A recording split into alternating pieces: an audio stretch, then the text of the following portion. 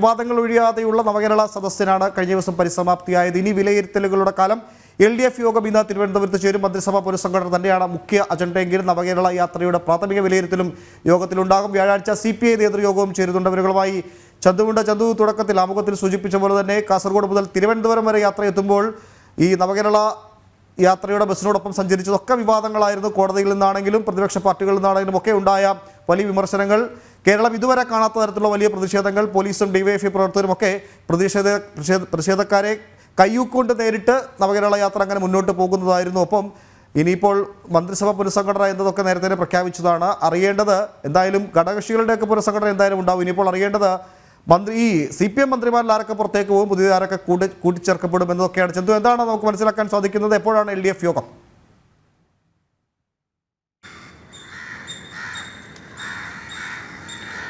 ഉമേഷ് സൂചിപ്പിച്ചതുപോലെ തന്നെ വിവാദങ്ങൾ ഒഴിയാതെ നിന്ന യാത്രയായിരുന്നു മന്ത്രിമാർ ഒന്നടങ്കം, മുഖ്യമന്ത്രിയും മന്ത്രിമാർ ഒന്നടങ്കം നടത്തിയ ഈ നവകേരള യാത്ര. കാസർഗോഡ് നിന്ന് ഈ യാത്ര ആരംഭിച്ചത് മുതൽ തിരുവനന്തപുരത്ത് കഴിഞ്ഞ ദിവസം പരിസമാപ്തിയായതുവരെ വലിയ വിവാദങ്ങളും പ്രതിഷേധങ്ങളും ഒക്കെ ഈ യാത്രയിലുടനീളം നമ്മൾ കണ്ടതാണ്. അത് മുഖ്യമന്ത്രിയുടെ പരാമർശങ്ങൾ, മുഖ്യമന്ത്രിയുടെ പ്രതിപക്ഷത്തിനെതിരായ ആക്രമണങ്ങൾ, അതിനപ്പുറത്തേക്ക് ജീവൻ രക്ഷാ പ്രവർത്തനങ്ങൾ, DYFIക്കാരുടെയും CPM-കാരുടെയും പ്രതിഷേധങ്ങൾ, അവരുടെ ആക്രമണങ്ങൾ, പോലീസിനെതിരായ ആക്രമണങ്ങൾ, അങ്ങനെ നിരവധി വിവാദങ്ങൾ, പ്രതിഷേധങ്ങളൊക്കെ കണ്ട് നവകേരള സദസ്സ് പരിസമാപ്തിയായിരിക്കുന്നു. പക്ഷേ ഇനി ഈ രാഷ്ട്രീയ ചർച്ചകളിലേക്ക് കടക്കേണ്ട സമയമായിരിക്കുന്നു. പ്രതിപക്ഷം ഒരു വശത്ത് ഈ നവകേരള സദസ്സിന് ആയുധമാക്കുമെന്ന കാര്യം സംശയമില്ല. അതുമായുള്ള നടപടിക്രമങ്ങൾ അവർ കഴിഞ്ഞ ദിവസങ്ങളിലൊക്കെ തന്നെ ആരംഭിച്ചിരുന്നു. എന്തായാലും ഇത് LDF-നുള്ളിൽ തന്നെ, CPM-നുള്ളിൽ തന്നെ ഈ നവകേരള സദസ്സിന്റെ വിലയിരുത്തലുകൾ ഉണ്ടാകും. അതിന്റെ പ്രാഥമികമായ ഒരു വിലയിരുത്തലാകും ഇന്ന് ചേരുന്ന LDF യോഗത്തിൽ ഉണ്ടാകുക. രാവിലെ 10 മണിക്കാണ് LDF യോഗം AKG സെന്ററിൽ ആരംഭിക്കുന്നത്. ഈ AKG സെന്ററിൽ ആരംഭിക്കുന്ന LDF യോഗത്തിന്റെ പ്രാഥമികമായ അജണ്ട മന്ത്രിസഭാ പുനഃസംഘടനയാണ്. നേരത്തെ തീരുമാനിച്ചതുപോലെ 2.5 വർഷം കാലാവധി, നേരത്തെ മുൻ ധാരണ അനുസരിച്ച് 2.5 വർഷം കാലാവധി എന്ന ധാരണ പാലിക്കുകയാണ്. അത് കഴിഞ്ഞ മാസം ചേർന്ന LDF യോഗത്തിലും ഈ ധാരണ അനുസരിച്ച് മന്ത്രിസഭാ പുനഃസംഘടന ഉണ്ടാകുമെന്ന് LDF കൺവീനർ EP ജയരാജൻ തന്നെ വ്യക്തമാക്കിയിരുന്നു. ഇന്ന് ചേരുന്ന യോഗത്തിൽ ഇത് സംബന്ധിച്ച് അന്തിമ തീരുമാനമുണ്ടാകും. 29-ാം തീയതി പുതുതായി ചുമതലയേൽക്കുന്ന മന്ത്രിമാരായ കടന്നപ്പള്ളി രാമചന്ദ്രൻ, KB ഗണേഷ് കുമാർ എന്നിവർ സത്യപ്രതിജ്ഞ ചെയ്യും. നേരത്തെ KB ഗണേഷ് കുമാറിന്റെ കാര്യത്തിലായിരുന്നു ഒരു പ്രതിസന്ധി ഉണ്ടായിരുന്നത്. അദ്ദേഹവുമായി ബന്ധപ്പെട്ട നേരത്തെ മുൻ മുഖ്യമന്ത്രി ഉമ്മൻചാണ്ടിക്കെതിരായ ആരോപണം, ഗൂഢാലോചന തുടങ്ങിയ കാര്യങ്ങളിലൊക്കെ അദ്ദേഹത്തിന്റെ മന്ത്രിപദം ഒരു ഘട്ടത്തിൽ തുലാസിൽ നിന്നിരുന്ന ഒരു സമയമുണ്ടായിരുന്നു. പക്ഷേ മുൻ ധാരണ കൃത്യമായും പാലിക്കുമെന്ന് LDF തന്നെ വ്യക്തമാക്കിയ സാഹചര്യത്തിൽ ഗണേഷ് കുമാറിന്റെ മന്ത്രിസ്ഥാനത്തിന് മറ്റ് മാറ്റങ്ങളൊന്നും ഉണ്ടാകില്ല. ഗണേഷ് കുമാർ അങ്ങനെയെങ്കിൽ ഗതാഗത മന്ത്രിയായി ചുമതലയേൽക്കും. ആന്റണി രാജു ഗതാഗത മന്ത്രി സ്ഥാനം രാജിവെക്കും. ഇന്ന് തന്നെ ഈ 2 മന്ത്രിമാരും, ഇത് കൂടാതെ അഹമ്മദ് ദേവർകോവിലാണ്, അഹമ്മദ് ദേവർകോവിലും ഇന്ന് തന്നെ ഒരു പക്ഷേ രാജി സമർപ്പിക്കാനുള്ള സാധ്യതയുണ്ട്. ഇടതുമുന്നണി യോഗത്തിന് ശേഷമായിരിക്കും ഇത് സംബന്ധിച്ചൊരു അന്തിമ തീരുമാനമെടുക്കുക. എന്തായാലും ഇന്നത്തെ LDF യോഗം ഇതിന് അനുമതി നൽകും. അന്തിമ തീരുമാനം വന്നതിന് ശേഷം 2 മന്ത്രിമാരും രാജിവെക്കുകയും തുടർന്ന് കടന്നപ്പള്ളി രാമചന്ദ്രൻ തുറമുഖ വകുപ്പ് മന്ത്രിയായി ചുമതല ഏൽക്കുകയും KB ഗണേഷ് കുമാർ ഗതാഗത വകുപ്പ് മന്ത്രിസ്ഥാനത്തിലേക്ക് വരികയും ചെയ്യും. ഇത് നേരത്തെ തീരുമാനിച്ചത് പ്രകാരമാണ്. ഈ 2 മന്ത്രിമാരും 29-ന് സത്യപ്രതിജ്ഞ ചെയ്യുമെന്നാണ് നമുക്ക് മനസ്സിലാക്കാൻ കഴിയുന്നത്. 29-ാം തീയതി സത്യപ്രതിജ്ഞയ്ക്ക് വേണ്ടിയിട്ടുള്ള ഒരുക്കങ്ങൾ നിശ്ചയിക്കാൻ വേണ്ടിയിട്ട് രാജ്ഭവനെ എല്ലാം സമീപിച്ചിട്ടുണ്ട്. രാജ്ഭവനിൽ ഒരുക്കങ്ങൾ നടത്തുന്നതിന് വേണ്ടിയിട്ടുള്ള മുന്നൊരുക്കങ്ങൾ ഒക്കെ വിലയിരുത്തുകയും അതുമായി ബന്ധപ്പെട്ട ചർച്ചകൾ പുരോഗമിക്കുകയും ഒക്കെ ചെയ്യുന്നുണ്ട്. 28-ാം തീയതി ഗവർണർ ഡൽഹിയിൽ നിന്നും മടങ്ങിയെത്തും. അതിനുശേഷമായിരിക്കും 29 എന്ന തീയതി നിശ്ചയിച്ചിരിക്കുന്നത്. എന്തായാലും വെള്ളിയാഴ്ച തന്നെ സത്യപ്രതിജ്ഞ ഉണ്ടാകുമെന്നാണ് മനസ്സിലാക്കാൻ കഴിയുന്നത്. ഇനി എറണാകുളം ജില്ലയിലെ നേരത്തെ മാറ്റിവെച്ച നവകേരള സദസ്സുകൾ ബാക്കിയുണ്ട്. ആ നവകേരള സദസ്സിൽ പുതുതായി ചുമതലയേൽക്കുന്ന കടന്നപ്പള്ളി രാമചന്ദ്രനും KB ഗണേഷ് കുമാറും മന്ത്രിമാരായി ആ നവകേരള സദസ്സിൽ പങ്കെടുക്കും. ഇതിൽ കടന്നപ്പള്ളി രാമചന്ദ്രൻ ഒരു പ്രത്യേകത കൂടി വരുന്നുണ്ട്. 1-ാം പിണറായി സർക്കാരിന്റെ കാലത്തും 2-ാം പിണറായി സർക്കാരിന്റെ കാലത്തും മന്ത്രി ആയി വരുന്നു എന്ന ഒരു പ്രത്യേകത കടന്നപ്പള്ളി രാമചന്ദ്രൻ. മറ്റു മന്ത്രിമാർ തന്നെ ഈ ഘടകകക്ഷികളുടെ പുനഃസംഘടന അത് ശരി, അത് മുൻ നിശ്ചയിച്ച പോലെ നടക്കും. ഇനി അറിയേണ്ടത് CPM-ൽ എന്തെങ്കിലും തരത്തിലുള്ള, CPM മന്ത്രിമാരുടെ കാര്യത്തിൽ എന്തെങ്കിലും തരത്തിലുള്ള മാറ്റമുണ്ടാകും? പ്രത്യേകിച്ച് ആരോഗ്യമന്ത്രി വീണ ജോർജിന്റെ കാര്യത്തിലൊക്കെ വലിയ പരാമർശങ്ങളൊക്കെ ഉണ്ടായിരുന്നു. പാർട്ടിക്കുള്ളിൽ അത്ര സന്തുഷ്ടരല്ല ആരോഗ്യവകുപ്പിന്റെ പ്രവർത്തനത്തിൽ പലരും. മുഖ്യമന്ത്രിക്ക് മാത്രമാണ് അല്പമെങ്കിലും വീണ ജോർജിനോട് താല്പര്യമുള്ളത്. അതുകൊണ്ട് തന്നെ എത്രത്തോളം ഈ മാറ്റം എന്ന പ്രചരണമൊക്കെ ശരിയാണ്, അതൊക്കെ അറിയേണ്ടിയിരിക്കുന്നു. ഈ CPM മന്ത്രിമാരുടെ കാര്യത്തിൽ എന്തെങ്കിലും മാറ്റം ഉണ്ടാകാനുള്ള സാധ്യതയുണ്ടോ?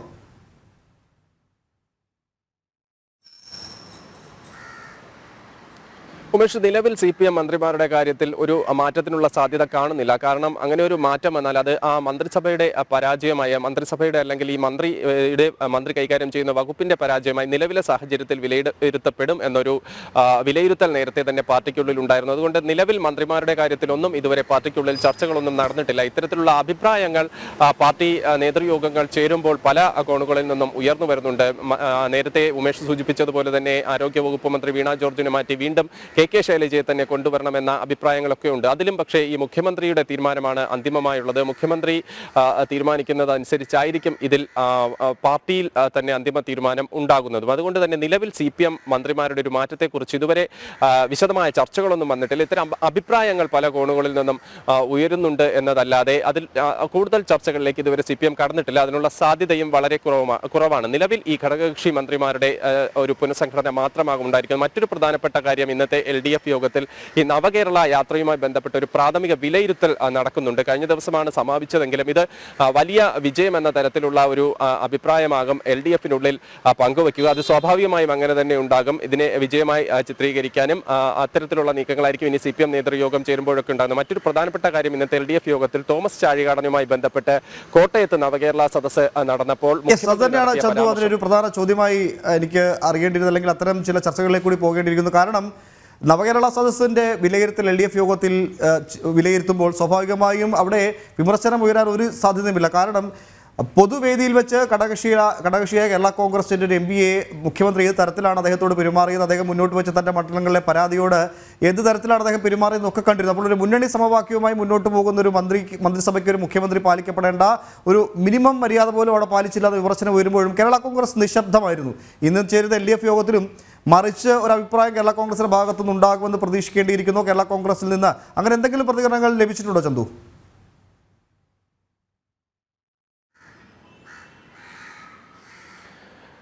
ഉമേഷ്, നേരത്തെ കേരള കോൺഗ്രസ് ഉമേഷ് സൂചിപ്പിച്ചതുപോലെ തന്നെ വളരെ നിശബ്ദമായിരുന്നു കേരള കോൺഗ്രസിന്റെ ഈ ഒരു പ്രതികരണം എന്നത്. പാർട്ടിക്കുള്ളിൽ തന്നെ അത്തരത്തിലുള്ള അഭിപ്രായങ്ങൾ അല്ലെങ്കിൽ ഒരു അസംതൃപ്തി ഈ ഒരു കേരള കോൺഗ്രസിന്റെ നിലവിലെ നേതൃത്വത്തോട് ഉണ്ടായിരുന്നു. ജോസ് കെ മാണി കൃത്യമായി തന്നെ അതിലൊരു പ്രതികരണം നടത്തിയില്ല. മുഖ്യമന്ത്രി ഇത്ര പരസ്യമായി തന്നെ MPയെ അവിടെ വെച്ചു പരിഹസിച്ചു. ആ ഒരു തരത്തിലേക്കാണ് കാര്യങ്ങൾ പോയത്. പക്ഷേ അതൊരു അനവസരത്തിലുള്ള കാര്യമായിരുന്നു എന്ന് സൂചിപ്പിക്കുന്ന തരത്തിലുള്ള അഭിപ്രായങ്ങൾ പാർട്ടിക്കുള്ളിൽ തന്നെ ഉണ്ടായിരുന്നു. ഇതിൽ പ്രധാനമായും നോക്കിക്കാണേണ്ടത് പ്രതിപക്ഷമാണ്. ആ സമയത്ത് കോൺഗ്രസ് ആണ് ഈ ഒരു വിഷയം കൂടുതൽ പ്രതിഷേധത്തിനിടയാക്കിയത്, അല്ലെങ്കിൽ പ്രതിഷേധം കൂടുതൽ ആ സമയത്ത് ഉയർന്നു വന്നത്.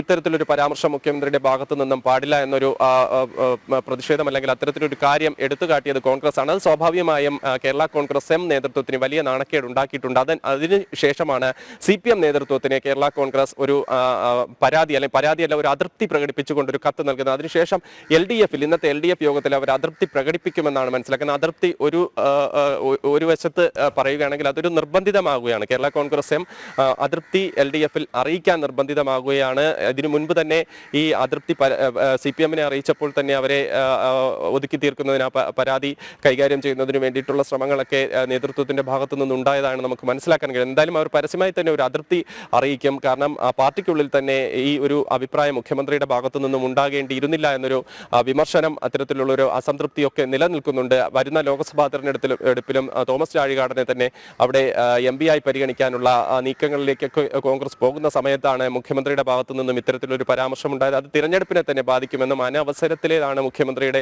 ഇത്തരത്തിലുള്ള പരിഹാസം ഉണ്ടായത് എന്നുള്ള ഒരു അസംതൃപ്തി അവർ പ്രകടിപ്പിക്കുന്നുണ്ട്. പക്ഷേ ഇതിനെ അസംതൃപ്തി പ്രകടിപ്പിക്കുമ്പോഴും ഒരു മുന്നണി മാറ്റം സംബന്ധിച്ചുള്ള ചർച്ചകളിലേക്കൊന്നും ഇതുവരെ കോൺഗ്രസ് പോയിട്ടില്ല. കേരള കോൺഗ്രസും പോയിട്ടില്ല. പക്ഷേ കോൺഗ്രസ് അതുമായി ബന്ധപ്പെടുത്തി ഒരുപാട് ചർച്ചകൾ കോൺഗ്രസിനുള്ളിൽ നടക്കുന്നു.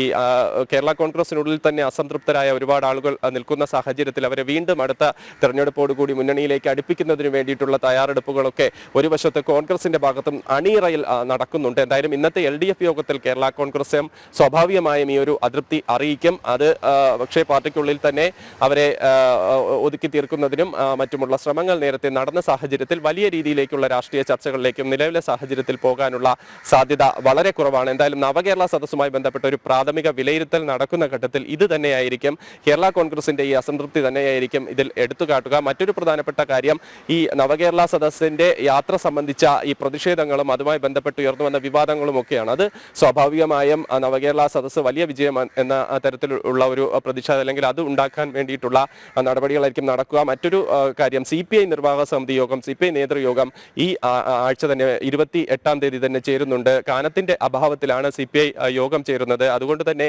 വലിയ വിമർശനങ്ങൾ സ്വാഭാവികമായും ഈ നവകേരള യാത്രയുമായി ബന്ധപ്പെട്ട് ഉയർന്നു വരാനുള്ള സാധ്യത കുറവാണ്. നമുക്കറിയാം നേരത്തെ തന്നെ പല കാര്യങ്ങളും സർക്കാരിന്റെ പല കാര്യങ്ങളിലും വലിയ രീതിയിലുള്ള വിമർശനങ്ങൾ ഉന്നയിച്ചത് കാനം രാജേന്ദ്രനായിരുന്നു. കാനം രാജേന്ദ്രന്റെ വിയോഗത്തിന് ശേഷം ബിനോയ് വിശ്വം ചുമതലയേറ്റ നടപടിയിൽ തന്നെ ഇപ്പോൾ പാർട്ടിക്കുള്ളിൽ ചില മുറുമുറുപ്പുകൾ ഉയർന്നു വരുന്നുണ്ട്. ഇരുവിഭാഗം ഇസ്മായിലിന്റെ വിഭാഗവും ഈ കാനത്തിനെ അനുകൂലിക്കുന്ന വിഭാഗവും ഒക്കെ തന്നെ ചെറിയ അസംതൃപ്തി അതിന് CPIക്കുള്ളിൽ തന്നെ ഉയർന്നു നിൽക്കുന്ന സാഹചര്യമുണ്ട്. അപ്പോൾ സ്വാഭാവികമായും നവകേരള സദസ്സുമായി ബന്ധപ്പെട്ട് വലിയ വിമർശനങ്ങൾ 28-ന് ചേരുന്ന CPI നേതൃയോഗത്തിൽ ഉണ്ടാകാനുള്ള സാധ്യതയും കുറവാണ്. പക്ഷേ എന്നിരുന്നാൽ തന്നെയും വിലയിരുത്തലുകൾ സ്വാഭാവികമായും ഉണ്ടാകും. CPM നേതൃയോഗം വരുന്നുണ്ട്, LDF യോഗം വരുന്നുണ്ട്, CPI നേതൃത്വത്തിൽ വിമർശനങ്ങൾ വരാനുള്ള സാധ്യതകളുണ്ട്. ഇതല്ലാതെ ഘടകകക്ഷികൾ യോഗങ്ങൾ ചേരാനുള്ള സാധ്യതയുണ്ട്. ഇതൊക്കെ തന്നെ വരും ദിവസങ്ങളിൽ കൂടുതൽ രാഷ്ട്രീയമായ ചർച്ചകൾക്ക് വിധേയമാകുമെന്ന കാര്യത്തിൽ സംശയമില്ല. ഉമേഷ്, ഈ നവകേരള സദസ്സ് സമാപിച്ചതുകൊണ്ട് മാത്രം ഈ പ്രതിപക്ഷത്തിന്റെയും BJPയുടെ ഒന്നും പ്രതിഷേധം അവസാനിക്കുന്നില്ല എന്ന ചില സൂചനകൾ കൂടി വരുന്നുണ്ട്. പ്രത്യേകിച്ച് പ്രതിപക്ഷ നേതാവിനെയും KPCC അധ്യക്ഷയെയും ഒക്കെ പ്രതിയാക്കിക്കൊണ്ട് പോലീസ് എടുത്തിരിക്കുന്ന കേസ്, അതൊക്കെ വരും ദിവസങ്ങൾ വലിയ പ്രതിഷേധങ്ങളിലേക്കും രാഷ്ട്രീയ ചർച്ചകളിലേക്കും കൂടി കടക്കില്ലേ?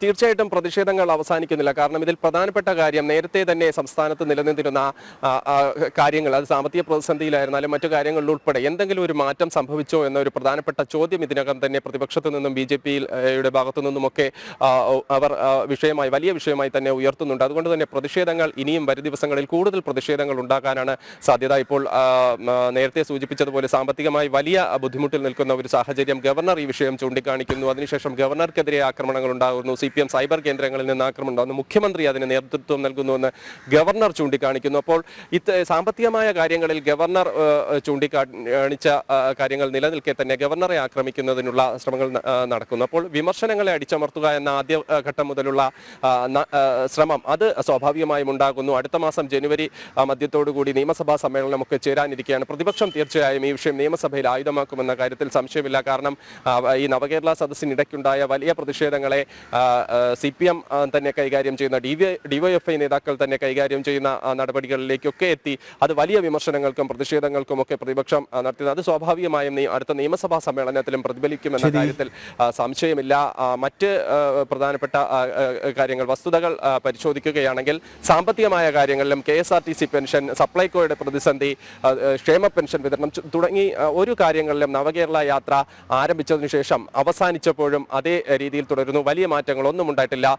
അത് സ്വാഭാവികമായും വരും ദിവസങ്ങളിലും ചർച്ചയാകും. അപ്പോൾ ഇത്ര കൊട്ടിഘോഷിച്ചുകൊണ്ട് മന്ത്രിമാർ എന്തിനാണ് ഈ യാത്ര നടത്തിയെന്ന പ്രസക്തമായ ചോദ്യം വരും ദിവസങ്ങളിൽ കൂടുതൽ ശക്തമായി തന്നെ ഉയർന്നു വരാനുള്ള സാധ്യതയാണുള്ളത്. ഉമേഷ്, അത്തരം ചോദ്യങ്ങളൊക്കെ വരുമ്പോഴും കൃത്യമായ ഉത്തരം CPMനും അല്ലെങ്കിൽ മന്ത്രിമാർക്കും ഒന്നുമില്ല.